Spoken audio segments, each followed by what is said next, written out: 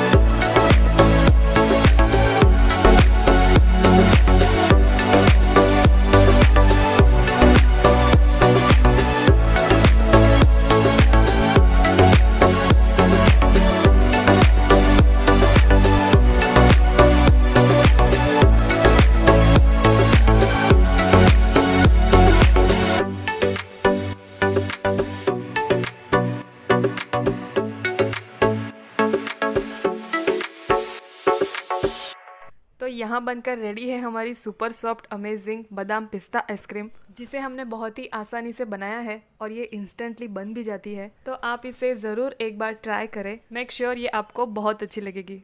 And if you like this my recipes so please like share and subscribe my channel. तो तब तक stay tune for cook with Neelam.